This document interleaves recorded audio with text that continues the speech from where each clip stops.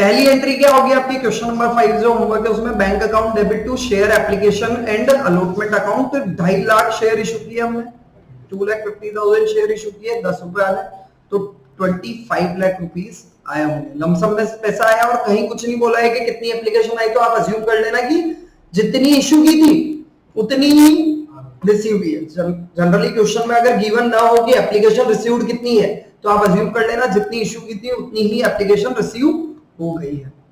ठीक है, तो bank account debit to share application and allotment account. Second, share application and allotment account debit to share capital या फिर to equity share capital account. कितना, 25। ठीक है, बीइंग शेयर्स अलॉटेड और being share application money received, first वाले entry का narration. अब question number 6 दिया था, the authorised capital is 16 lakh of Bharat limited divided into 1,60,000 equity shares of 10 each. कल ही मैंने बोला था ऑथराइज्ड कैपिटल से अभी हमें कोई मतलब नहीं है। और क्या होता है ये मैंने बता दिया था, maximum capital that a company can issue, इससे ज्यादा नहीं कर सकती। तो 80,000 शेयर्स इक्विटी शेयर इशू किए कंपनी ने to public at par. The full nominal value is payable on application. All the shares were subscribed by the public and total amount was paid for. Past journal entry in the books of the company. तो यहाँ पे same entry, bank account debit to share application and allotment. यहाँ पे जो amount है वो 25 लाख की जगह कितना हो जाएगा, 8 लाख।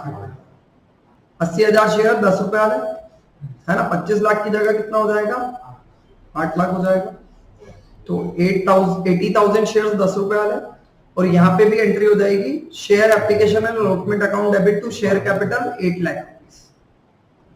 आ रहा है क्या समझ में? ये दोनों क्वेश्चन आपने कर लिए है ना।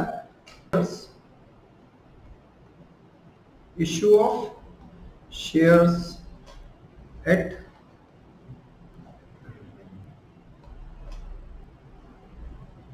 Issue of shares at premium में वही एट पार वाला केस अगर हम ले, सॉरी एट पार तो होगा ही नहीं है, लमसम वाला केस है ना, अमाउंट पेबल इन लमसम। तो एग्जांपल के लिए, अच्छा issue of shares at premium कब होता है, जब कंपनी अपने शेयर्स फेस वैल्यू से ज्यादा प्राइस पे इशू कर देती है, तो इसको उसे issue of shares at premium बोलते हैं। तो when A company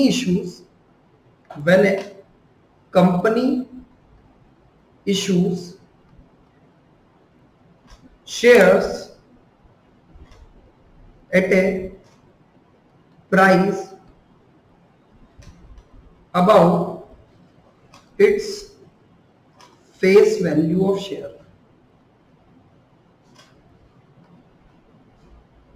when a company issue shares at a price above its face value of share, तो उसे बोलते हैं issue of shares at premium. Example के लिए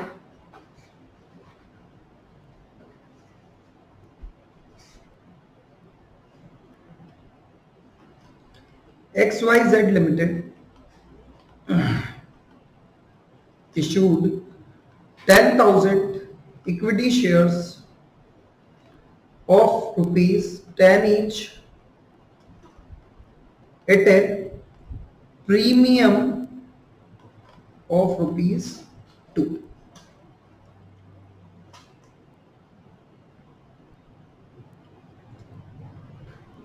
Whole amount is payable with application, या whole amount is receivable with application. तो भैया XYZ limited ने 10,000 शेयर्स 10 रुपए वाले कितने प्रीमियम पे इशू किए, मतलब यहाँ पे इशू प्राइस कितनी है, यहाँ पे इशू प्राइस है हमारी, इशू प्राइस कितनी है बेटा, 10 + 2 12। 10 रुपए का शेयर कितने रुपए में इशू कर दिया, 12 रुपए। जर्नल एंट्री कैसे होगी, में इशू किया 12 रुपए में और अमाउंट पूरा लमसम में पे हो रहा है, तो एंट्री होगी bank account debit to share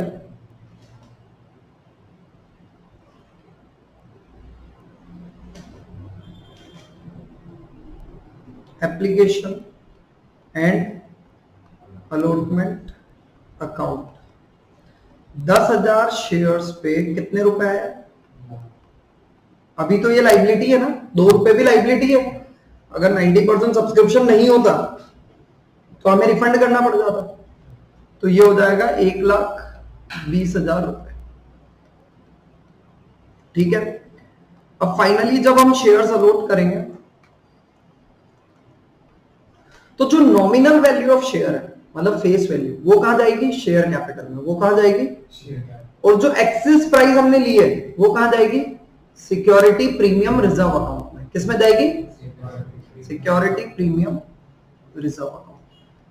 मतलब 2 रुपए कहां जाएंगे? सिक्योरिटी प्रीमियम रिजर्व अकाउंट में, और 10 रुपए कहां जाएंगे? शेयर कैपिटल में। Share application and allotment account debit to share capital to security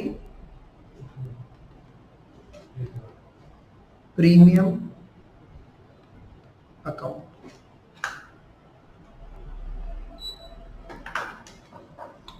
तो भैया 1,20,000 में से 1,00,000 रुपए तो शेयर कैपिटल में जाएगा। कैसे? 10,000 शेयर्स पे 10 रुपीज प्रति शेयर, और 10,000 शेयर्स पे ₹2 पर शेयर प्रीमियम है। तो 20,000 रुपीज आपका सिक्योरिटी प्रीमियम अकाउंट या सिक्योरिटी प्रीमियम रिजर्व अकाउंट भी आप लिख सकते हो। तो सिंपली भैया शेयर्स इश्यूड एट प्रीमियम है, तो ध्यान रखना जो सेकंड एंट्री है उसमें जो सिक्योरिटी प्रीमियम वाला पार्ट है वो कहां क्रेडिट करना है? सिक्योरिटी प्रीमियम में। और शेयर कैपिटल वाला पार्ट कहां डालना है? फेस वैल्यू वाला पार्ट कहां डालना है? शेयर कैपिटल में। अब सिक्योरिटी प्रीमियम एक तरह की शेयर कैपिटल ही, बस क्योंकि कंपनी की जो फेस वैल्यू रजिस्टर्ड हुई थी at the time of registration वो 10 है, इसलिए हमने 10 रुपए शेयर कैपिटल में डाले और 2 रुपए प्रीमियम में डाले। Otherwise security premium is just like share capital. ध्यान देना, शेयर कैपिटल अकाउंट एक नॉर्मल प्रॉफिट अकाउंट नहीं। अच्छा, हम प्रॉफिट को भी क्या करते हैं? क्रेडिट। जनरली हमारा प्रॉफिट एंड लॉस में जब नेट प्रॉफिट आता है तो वो क्या होता है? P&L अकाउंट अगर हम बनाए तो P&L अकाउंट में नेट प्रॉफिट कब होता है? जब ये क्रेडिट साइड जो है ना वो डेबिट साइड से ज्यादा होती है, तो क्या हो जाता है? और एक और चीज, आपने कभी सुना है रिजर्व? रिजर्व सुना है आपने? सुना तो होगा, है ना? प्रोविजन सुना है? प्रोविजन, प्रोविजन भी सुना है। What is reserve and what is provision? बताओ, चलो कोई बता सकता है? जो असेट, मतलब जो भी असेट वगैरह जिनके ऊपर अपन बचा के रखते हैं और अगर कभी हमको बेचना होता है तो उससे सेटल करते हैं। कैसे? मतलब जैसे अगर हमारे साथ अपन कुछ परसेंट अलग उसमें अपनी बुक्स में रखते हैं, तो उससे क्या होगा? जब अपन सेल करेंगे तो अपने को अपने ऊपर ज्यादा लोड नहीं आएगा। मेरे हिसाब से अपने मशीन की वैल्यू ऑलरेडी रख रखी की एक वैल्यू है। अच्छा, मेरी बात सुनो, प्रोविजन एंड रिजर्व वो था जो आपने बोला है वो बस आपने मेरे हिसाब से उसको समझा नहीं है, बस आपने तो रट लिया है वो कि भैया एक असेट के अगेंस्ट एक परसेंटेज हर साल हम अलग अलग रखते जा रहे हैं। कहाँ से रखते जा रहे हैं? क्यों रख रहे हैं? रीजन क्या है? रीजन क्या था? सेल करना हो तो प्रोविजन की क्या जरूरत है? एक साथ बर्डन नहीं आया। काहे का बर्डन नहीं आया? बेचने पे कौन सा बर्डन है? नहीं तो मशीन वो हर साल एप्रिशिएट करते हैं उसकी वैल्यू, हर साल जो तो उसकी वैल्यू मिलती जाती है। तो उससे क्या होगा? तो वो तो बिकेगी, 3 में लाया तो उससे कम में बिकेगी, तो वो जो बेचते टाइम लॉस होगा उसको आज ही हम बुक कर रहे हैं, ऐसा कहना है? नहीं मतलब उसमें क्या हर साल वो कुछ परसेंट वैल्यू कम कर देता है। तो जैसे उसने वैल्यू कम कर दी, जब इस ईयर उसको बेचनी है उसने अपने जो प्रोविजन में उसकी मान लो 10,000 वैल्यू फिक्स कर रखी है और उसकी मशीन या तो 15,000 कम बिकी, तो उसके हिसाब से 5,000 का उसको प्रॉफिट होगा, और अगर कम बिकी तो समझा ही नहीं तुमने तो हाँ, तुम समझा भी नहीं पा रहे हो, और तुमने जो समझा है शायद वो थोड़ा सा कहीं गलत है ना? अब देखो मैं बताता हूँ तुमको प्रोविजन और रिजर्व का डिफरेंस क्या होता है। सबसे पहले बात करते हैं हम प्रोविजन क्या होता है। प्रोविजन, एक एग्जांपल देते हैं। आज मैंने माल बेचा, गुड्स सेल किया उधार में, है ना। मान लो मैंने 10 लाख का माल बेचा, माल कब बिका? आज। अब जनरली क्या है, हमारा एक पास्ट एक्सपीरियंस ये बोलता है कि जो भी हम सेल करते हैं उसका 2% पैसा बैड डेट हो जाता है या 1% पैसा बैड डेट हो जाता है। ये हमारा पास्ट एक्सपीरियंस कहता है। हमारा पास्ट एक्सपीरियंस क्या कहता है कि ऑन एन एवरेज हम जो भी क्रेडिट सेल करते हैं उसका 1% बैड डेट होता है। हमने रेवेन्यू कब बुक किया? 10 लाख रुपए की सेल कब बुक की? आज। इस 10 लाख की सेल के कारण फ्यूचर में हमें 1% बैड डेट हो सकता है, हुआ नहीं है, हो सकता। अगर हमें पता होता है कि ये % बैड डेट ही होने वाला है तो हम उसको माल ही नहीं बेचते। अब ऐसा तो कर नहीं सकते कि यार उधार में बेचे नहीं, क्योंकि धंधा ही उधार का ही है एक तरह से। हमारा मान लो कि हमारा मेजर बिजनेस जो है वो उधारी में ही चलता है। उधार नहीं बेचेंगे तो धंधा ही बंद हो जाएगा, क्योंकि हमसे लोग खरीदेंगे ही नहीं माल, तो उधार तो देना ही पड़ेगा। बट हम जो भी एक उधार देते हैं उसका 1% हम तो पहले ही मान के चलते हैं कि बैड डेट है। मतलब 10 लाख का माल बेचा, उसमें से 10,000 रुपए तो डूबने ही है। हो सकता है ना भी डूबे, बट ऑन एन एवरेज ऐसा हो जाता है। अब एक कॉन्सेप्ट पढ़ा था प्रूडेंस और कंजर्वेटिज्म। क्या बोलता है प्रूडेंस? कि भैया क्या बोलता है प्रूडेंस? कॉन्सेप्ट ये बोलता है कि भैया जब भी आप बुक्स ऑफ अकाउंट्स अकाउंटिंग लिखो, प्रूडेंस मींस समझदारी होती है। हिंदी अनुवाद कर दो कि प्रूडेंस मींस एक समझदारी या समझदार व्यक्ति को प्रूडेंट बोलते हैं। तो समझदार व्यक्ति क्या करता है पता है? हमेशा अपने खर्चे को, लॉसेस को पहले एस्टिमेट करता है। एक समझदार व्यक्ति हमेशा रिस्क को पहले सोचता है, रिटर्न्स को बाद में सोचता है। रिस्क के लिए पहले प्रिपेयर होने से क्या होता है कि अगर आप रिस्क के लिए प्रिपेयर हो, रिटर्न ना भी आया तो चलेगा। रिटर्न आ रहा है तो कौन कुछ नहीं होगा, उसके लिए प्रिपेयर होने की जरूरत नहीं, लेकिन रिस्क आ गई तो उसके लिए प्रिपेयर होना जरूरी है। तो प्रूडेंट प्रिंसिपल इसी पे बेस्ड है। तो अकाउंट्स में प्रूडेंस लगाने से क्या होता है कि भैया अकाउंटिंग कॉन्सेप्ट प्रूडेंस ये बोलता है, कंजर्वेटिज्म ये बोलता है कि यार कोई खर्चा अगर आपको लग रहा है होने वाला है, इफ यू आर सर्टेन कि भैया होने वाला है, बट आपको ये श्योर नहीं, अमाउंट सर्टेन है, कब होगा लगभग एक ड्यूरेशन पता है लेकिन फिक्स डेट पता नहीं। मतलब ये सर्टेन नहीं है कि अमाउंट कितना होगा, बस लगभग पता है, तो आप उस खर्चे को आज ही बुक कर लो। जिससे क्या होगा, आप प्रिपेयर रहोगे उस खर्चे के लिए। एकदम से आपके प्रॉफिट एंड लॉस पे ज्यादा बड़ा इंपैक्ट नहीं आएगा। तो ऐसे खर्चों को बुक करना जो एस्टिमेटेड बेसिस पे आप बुक कर रहे हो, उसे बोलते हैं प्रोविजन। क्या बोलते हैं? तो सेम ऐसे ही जो बैड डेट हमारा होने वाला है हमें लगता है, उसके लिए भी हम क्या बना देंगे? प्रोविजन, और जिसे हम बोलते हैं प्रोविजन फॉर डाउटफुल डेट। अब याद करना, बैड डेट की एंट्री आप क्या करते थे 11 में? बैड डेट अकाउंट डेबिट, क्योंकि लॉस है इसलिए बैड डेट डेबिट होगा। टू डेटर, असेट कम हो रहे हैं बैड डेट होने से, इसलिए डेटर क्रेडिट होगा। मैं रूल के साथ भी बोल दूं आपको, कभी रूल याद नहीं आ रहा हो तो। बैड डेट लॉस है तो डेबिट होगा, और डेटर एक असेट है, असेट कम होता है तो क्रेडिट होता है, तो bad debt debit to debtor. लेकिन provision for doubtful debt, provision for doubtful debt किस लिए बनाते हैं कि फ्यूचर में कोई बैड डेट होगा, उसके लिए आज ही प्रोविजन बना दिया। प्रोविजन फॉर डाउटफुल डेट की एंट्री होती P&L debit to provision. Debtor को क्रेडिट नहीं किया, डायरेक्ट P&L को डेबिट किया, बैड डेट को भी डेबिट नहीं किया, क्योंकि बैड डेट तो हुआ ही नहीं है ना, हम तो एक एस्टिमेटेड लॉस को बुक कर रहे हैं। तो P&L, profit and loss account debit to provision for doubtful debt, provision for doubtful debt credit हो गया। अब ये डेटर के अगेंस्ट हमने एक प्रोविजन बना दिया। जब आप बैलेंस शीट में डेटर को शो करोगे, मान लो 10 लाख रुपए आज के डेटर है, उसके अगेंस्ट प्रोविजन है 10,000 रुपए, तो जब नेट असेट शो करोगे तो 990 शो करना है। प्रोविजन क्रेडिट किया और डेटर का बैलेंस डेबिट होगा, तो डेटर में से माइनस करके प्रोविजन को शो करना है। तो हमारे net bad debts, net debtor कितने दिखेंगे? 990। सेम ऐसे ही हमने एक फिक्स्ड असेट खरीदी, फिक्स्ड असेट को यूज करना स्टार्ट किया। फिक्स्ड असेट जब खरीदी तब हमने उसको खर्चा माना है या असेट माना? फिक्स्ड असेट जब हम खरीदते हैं तब हम खर्चा मानते हैं या असेट मानते हैं? खर्चा वो होता है जो P&L में ट्रांसफर हो जाता है। आपने मशीनरी खरीदी, क्या आप उसे P&L में शो करते हो या बैलेंस शीट में शो करते हो? किधर शो करते हो? तो जब आप असेट खरीदते हो तब उसे आप खर्चा नहीं मान के असेट मानते हो, और असेट बैलेंस शीट में जाता है ना कि P&L में। मतलब हमने अल्टीमेटली जितनी फिक्स्ड असेट खरीदी उतना अमाउंट P&L में नहीं लेगा, मतलब प्रॉफिट उतने अमाउंट से कम नहीं हुआ है। लेकिन एक तरह से हम देखें तो वो भी एक एक्सपेंडिचर ही है, बट वो एक ऐसा एक्सपेंडिचर है जिसका बेनिफिट मोर देन 1 ईयर के लिए मिल रहा है या लॉन्गर ड्यूरेशन के लिए मिल रहा है। अब बात करते हैं मशीनरी हमने खरीदी, यूज करना स्टार्ट की। तो मशीनरी जब हमने यूज करना स्टार्ट की तो क्या ऐसा है क्या कि ये मशीनरी लाइफ टाइम चलेगी या हमें रिप्लेस करनी पड़ सकती है? तो आज जो मशीन हम यूज कर रहे हैं उसका अल्टीमेट इंपैक्ट ये आएगा कि कुछ टाइम बाद हमें मशीन को रिप्लेस करना पड़ेगा। यूज कर रहे हैं तो रिप्लेस करना पड़ेगा, या फिर यूज नहीं भी कर रहे हो ना तो भी मशीन खराब होगी। कैसे होगी? टेक्नोलॉजिकल चेंजेस आ गए।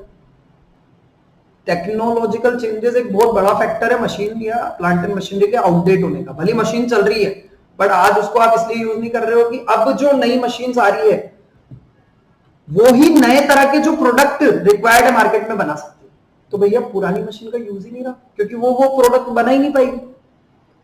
भले मशीन बहुत अच्छी कंडीशन में फिर भी आप उसको यूज नहीं कर रहे।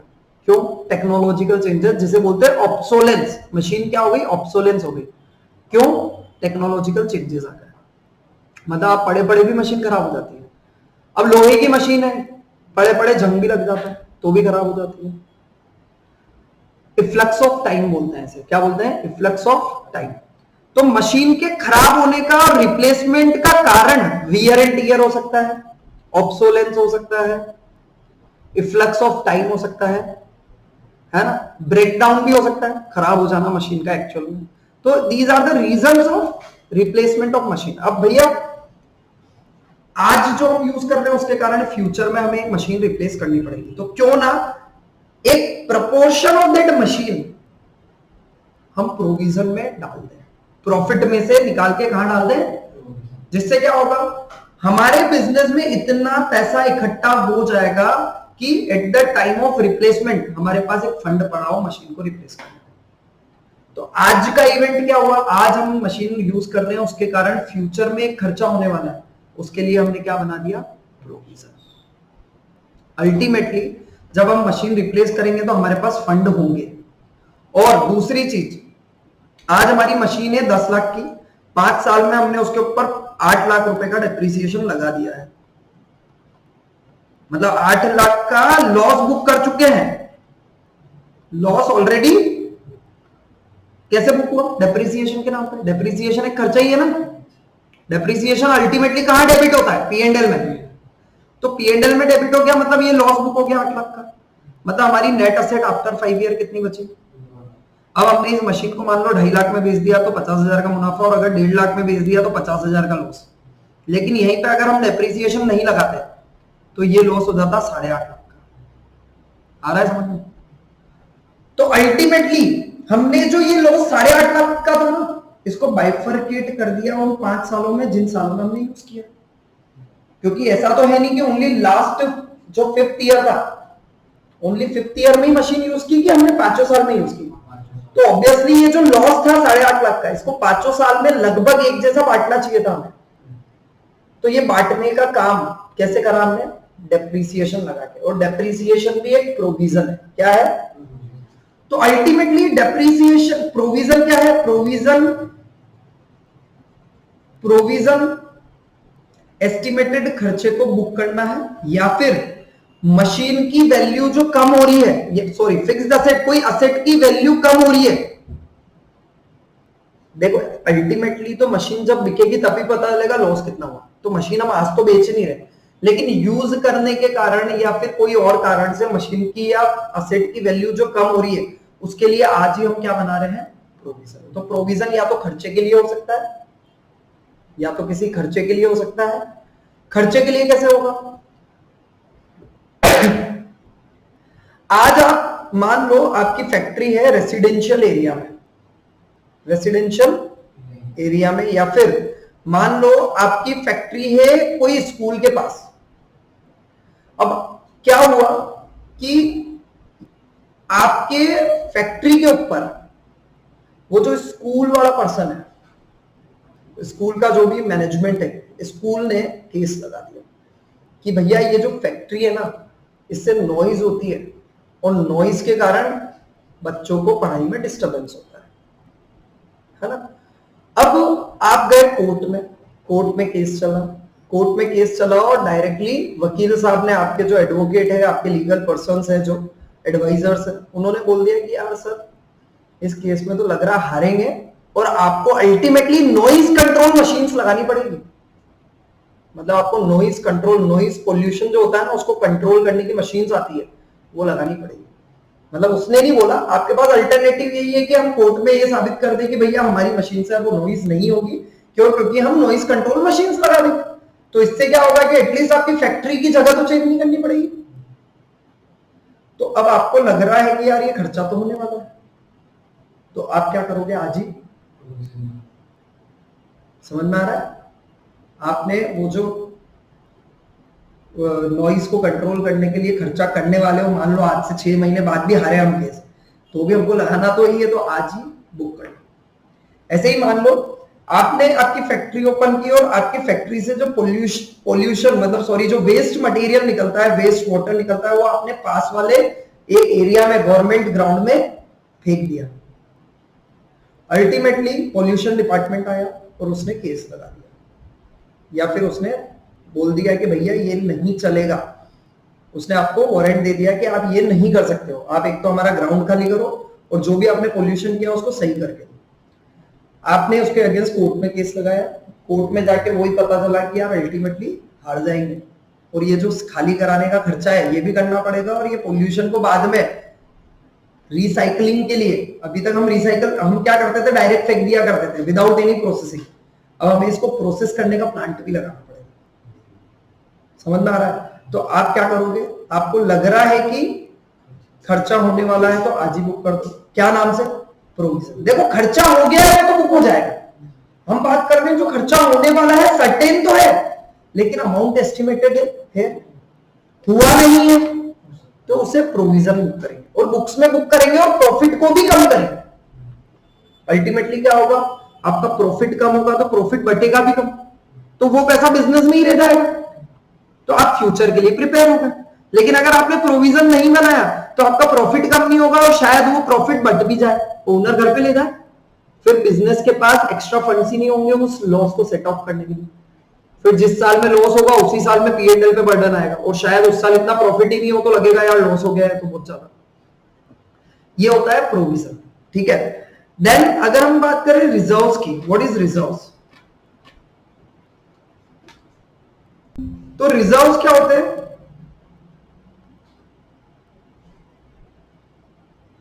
रिजर्व्स क्या होता है?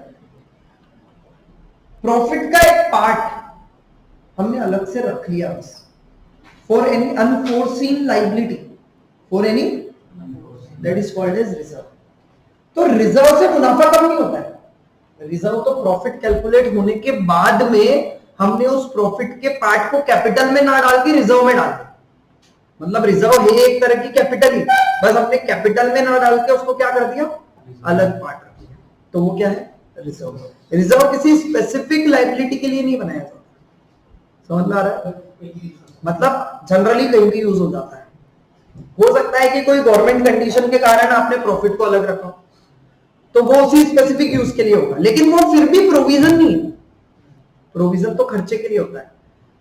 रिजर्व से प्रॉफिट कम नहीं होता है, प्रोविजन से प्रॉफिट कम होता है। रिजर्व तो प्रॉफिट कैलकुलेट होने के बाद बनाया जाता है। 10 लाख का मुनाफा हुआ, 2.5 लाख प्रोविजन में डाल, रिजर्व में डाल दिया, तो 7.5 लाख कैपिटल में जाएंगे और 2.5 लाख कहां चले जाएंगे? रिजर्व। लेकिन रिजर्व को शो जब बैलेंस शीट में करेंगे ना तो कैपिटल के नीचे ही शो करेंगे साथ में, मतलब it is a part of capital. समझ में आ रहा है? ओके, तो प्रोविजन और रिजर्व समझ में आ गया। अभी हम बात करते हैं सिक्योरिटी प्रीमियम।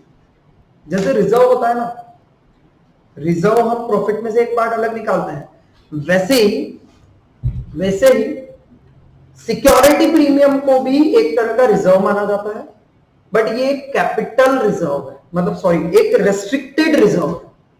क्या है? रिजर्व भी कैपिटल ही होती है, अभी मैंने बात बोली आपको।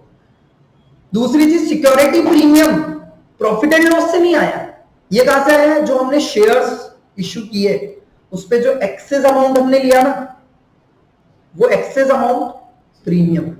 अल्टीमेटली हम ऐसे देखें तो सिक्योरिटी प्रीमियम भी शेयर के लिए ही आया है।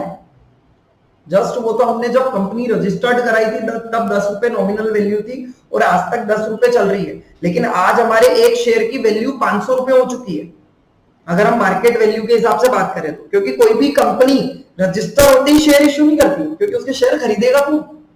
एक बिजनेस के शेयर्स तभी बिकते हैं जब पोटेंशियल इन्वेस्टर्स को लगता है कि वो कंपनी ग्रो कर सकती है, पोटेंशियल इन्वेस्टर्स को लगता है कि वो कंपनी, अदरवाइज कोई नई नवेली कंपनी खोल दो और आप बोल दो मैं तो शेयर इश्यू करूंगा और मेरे सपने बता दूंगी और मैं तो ये भी करूंगा वो भी करूंगा, तो कोई विश्वास करेगा क्या? जब तक कि आप उसे प्रूव ना कर दो कि यार मैं ऑलरेडी धंधा कर रहा हूं और मेरा धंधा ऑलरेडी चल रहा है। भाई मार्केट, मेरे पास एक मार्केट है, कस्टमर है, फैक्ट्री है, सब कुछ है, जस्ट मैं अब इसको एक्सपैंड करने के लिए मुझे कैपिटल चाहिए, उसके लिए मैं शेयर इश्यू कर रहा हूं। तो भैया जब मैंने कंपनी क्रिएट की थी तब जरूर मेरा 10 रुपए का शेयर था, लेकिन ड्यूरिंग द 20 साल मान लो मैंने धंधा चलाया, उसके बाद में शेयर इश्यू कर रहा हूं, क्या मेरा एक शेयर 10 रुपए का ही होगा? नहीं, आज मेरा शेयर है 500 रुपए का, लेकिन अभी भी मेरे एमओए में मेरी फेस वैल्यू 10 रुपए ही है, तो मैं शेयर जरूर मेरा 10 का है, लेकिन मैं इश्यू तो 500 में ही करूंगा। तो एक तरह से मैं उस शेयर के अगेंस्ट ही 500 रुपए ले रहा हूं। अगर मान लो सेम ऐसी एक कंपनी नई जमी जुमाई में खरीद बनाता तो मैं उसके शेयर की नॉमिनल वैल्यू ही 500 रखता, भले फिर उसको मैं डायरेक्ट शेयर कैपिटल में डाल देता। अगर नॉमिनल वैल्यू ही 500 तो डायरेक्टली मैं उस 500 को कहां डाल देता? नॉमिनल वैल्यू, मतलब शेयर कैपिटल में। बट क्योंकि मैं 20 साल बाद इश्यू कर रहा हूं, मैं नॉमिनल वैल्यू चेंज नहीं करना चाहता हूं, तो मैं क्या करूंगा? 490 की प्रीमियम ले लेता हूं, 10 रुपए शेयर कैपिटल में डाल देता हूं। बट एक तरह से ये सिक्योरिटी प्रीमियम भी कैपिटल जैसे ही है ना, अल्टीमेटली मैं देखूं तो it is also a share capital, बस क्योंकि मेरी फेस वैल्यू 10 है इसलिए 490 रुपए में सिक्योरिटी प्रीमियम में डाल दूं। तो अल्टीमेटली मतलब सिक्योरिटी प्रीमियम बस एक नाम, हमने एलियास नाम रख दिया एक तरह से, मतलब एक डुप्लीकेट नेम, निकनेम कर दिया शेयर कैपिटल का, बट सारे गुण इसमें शेयर कैपिटल के ही होने चाहिए। तो अब ये चीज जो है ये लॉ मेकर्स को भी पता है कि ऐसा होगा, तो उन्होंने क्या किया? सिक्योरिटी प्रीमियम के लिए बोला कि ये है तो रिजर्व, लेकिन ये जो रिजर्व है ना, ये रेस्ट्रिक्टेड रिजर्व है और इसका जो यूटिलाइजेशन है वो ओनली कुछ पर्पस के लिए ही होगा। समझ में आ रहा है? इसको रेस्ट्रिक्ट कर दिया, और रेस्ट्रिक्ट करके क्या बोला कि इस सिक्योरिटी प्रीमियम के अमाउंट का नहीं, सॉरी, इस सिक्योरिटी प्रीमियम अकाउंट को डेबिट ओनली इन पर्पस में कर सकते हैं। अभी हमने जब सिक्योरिटी प्रीमियम आई तो सिक्योरिटी प्रीमियम को क्या किया? क्रेडिट। देखो, फंड यूज करना और अकाउंटिंग एंट्री करना बोथ आर डिफरेंट थिंग। कैसे मैं बताता हूं एग्जांपल के लिए, मशीनरी पे डेप्रिसिएशन, मशीनरी खरीदी तब हमने जर्नल एंट्री की machinery account debit to bank, और एक्चुअल में पैसा भी गया है, जर्नल एंट्री भी हुई और पैसा भी गया, लेकिन क्या हर जर्नल एंट्री पे पैसा जाता है? जैसे मैंने डेप्रिसिएशन लगाया, depreciation account debit to machinery, journal entry तो हुई लेकिन अल्टीमेटली कैश या बैंक बैलेंस पे कोई फर्क पड़ा क्या? ऐसे ही सिक्योरिटी प्रीमियम जब आई, पैसा आया, उस पैसे को यूज कहीं भी करो कंपनी के अंदर, but ultimately security premium account debit only in purpose में होगा। मैं फंड यूज करने की बात नहीं बोल रहा हूं, ध्यान रखना, मैं ओनली बात कर रहा हूं कि सिक्योरिटी प्रीमियम एक बार क्रेडिट हो गया तो डेबिट इन 5 पर्पस में ही होगा। कब? फर्स्ट केस, कंपनीज एक्ट का सेक्शन 52 सबसेक्शन 2, कंपनीज एक्ट का सेक्शन कौन सा? Section 52 subsection 2 of companies act 2013 बोलता है the amount of security premium reserve में be used only for the following purpose. मतलब जो अकाउंट डेबिट जब हम लेते हैं तब क्रेडिट करते हैं, तो security premium only in purpose में डेबिट होगा। सिंपल ये समझ लो, अमाउंट तो कहीं भी यूज हो सकता है, अमाउंट से कोई मतलब नहीं है। कंपनी में रहना चाहिए अमाउंट तो, सिंपली यार, वो तो बिजनेस के लिए कहीं भी यूज कर सकते हैं ना यार, कैपिटल लिए तो जो भी पर्पस के लिए पैसा आया है उसके लिए यूज करेगा। सबसे पहला प्रिलिमिनरी एक्सपेंसेस राइट ऑफ करने को। What is preliminary expenses? बात की थी मैंने परसों, जो कंपनी जब अपनी क्रिएशन से पहले के जो खर्चे हैं जो प्रमोटर ने किए हैं, इनकॉर्पोरेशन के एक्सपेंस, वो सारे खर्चे कंपनी क्रिएट होती है, उसके बाद उसकी लीगल आइडेंटिटी आती है। लेकिन कंपनी क्रिएट करने से पहले कंपनी को क्रिएट करने के लिए, पैदा करने के लिए जो खर्चे किए ना, वो भी कंपनी से वसूल सकता है प्रमोटर।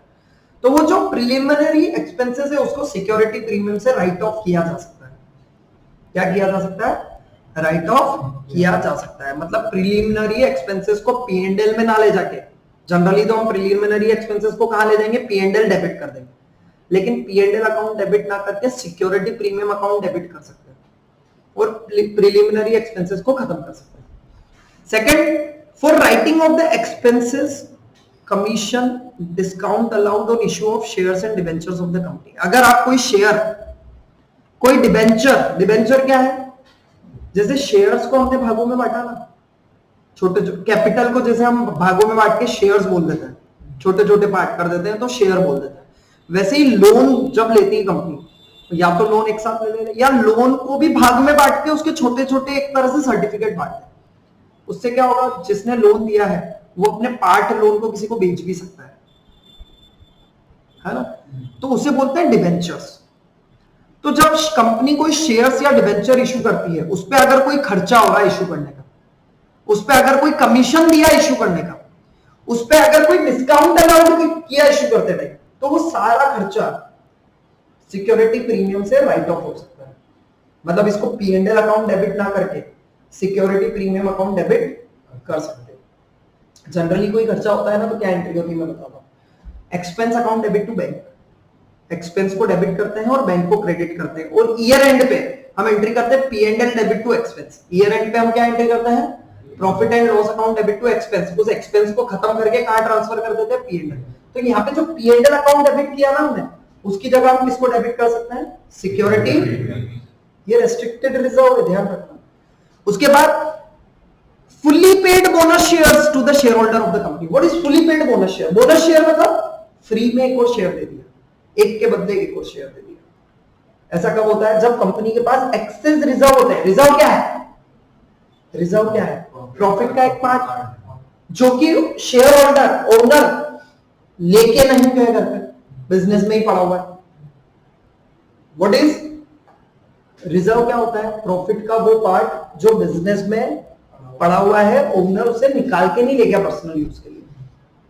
अगर वो ले जाता तो कंपनी के पास रिजर्व होता ही नहीं। तो अब कंपनी के पास अगर एक्स्ट्रा रिजर्व हो जाता है ना, एक सिक्योरिटी प्रीमियम, तो कंपनी उससे बोनस शेयर इशू कर दे। अल्टीमेटली सुन लो, बोनस शेयर दिया मतलब शेयर कैपिटल को बढ़ाना पड़ेगा। मान लो हमारे पास 10 लाख की शेयर कैपिटल थी, हमने 1:1 के रेशियो में बोनस शेयर दे दी। 10 लाख की कैपिटल कितनी हो जानी चाहिए? 20 लाख। 10 लाख की शेयर कैपिटल थी जो कि कितनी हो जानी चाहिए? है ना? लेकिन अब ध्यान देना, बोनस शेयर है तो कैश तो आएगा नहीं, क्योंकि आप खुद ही बोल रहे हो बोनस दे रहे हैं, तो कैश आएगा क्या? कैश नहीं आएगा। मतलब आप ये वाली एंट्री तो नहीं करोगे। अल्टीमेटली शेयर इशू की एंट्री, एक नेट एंट्री अगर मैं बात करूं तो ये होती है, अगर कैश आया तो bank account debit to share capital. दो एंट्री को काट दूं तो नेट एंट्री तो यही होती है ना, bank account debit to share capital. मतलब आपको शेयर कैपिटल बढ़ानी है तो शेयर कैपिटल को क्रेडिट करना पड़ेगा। डेबिट किसको करूंगा? Security premium. तो बोनस शेयर इशू करते टाइम हम क्या एंटर करेंगे? Security premium account debit to share capital. तो शेयर कैपिटल बढ़ जाएगी, सिक्योरिटी प्रीमियम घट जाएगी। अल्टीमेटली सिक्योरिटी प्रीमियम भी अब किस में कन्वर्ट हो गई? और किस पर्पस के लिए लाए थे? लाए किस लिए? लाए क्या, सॉरी, आई किससे थी? इश्यू ऑफ शेयर सी आई थी ना। For providing premium payable on redemption of debenture, redeemable preference share and debentures of the company. Company जब अपने शेयर्स का रीपेमेंट करती है, प्रेफरेंस शेयर्स का, इक्विटी शेयर का रीपेमेंट नहीं होता है, ध्यान रखना। इक्विटी शेयर्स का बायबैक होता है। क्या होता है? बायबैक मतलब जब कंपनी के पास एक्सेस पैसा है तो कंपनी अपने शेयर होल्डर को ही बोल देती है कि अगर किसी को पैसे की आवश्यकता है तो अपने शेयर वापस कंपनी को लौटा दे और हमसे आज इस प्राइस पे, जो भी एक्चुअल शेयर की मार्केट वैल्यूएशन है, उस प्राइस पे हमसे पैसा ले ले। इससे क्या होगा? कंपनी के शेयर होल्डर्स कम होंगे, कंपनी के पास जो एक्स्ट्रा पैसा कैश में पड़ा हुआ है जो अब यूज नहीं आने वाला है वो भी चले जाएगा, है ना? तो ऐसा कंपनी कब करती? बायबैक के टाइम। तो उस टाइम भी सिक्योरिटी प्रीमियम को डेबिट कर सकते हैं। ठीक है, ऐसे ही अगर आप रिडेम्पशन, प्रेफरेंस शेयर और डिबेंचर का रिडेम्पशन मतलब रीपेमेंट कर रहे हो और फेस वैल्यू 100 और डे 120 रहे हो, तो 20 रुपए प्रीमियम पे कर रहे हो, तो वो जो प्रीमियम आप पे कर रहे हो ना, उसको भी आप कहां से एडजस्ट करते हो, ना P&L में नहीं ले जाएगा उसको, आ रहा है समझ में?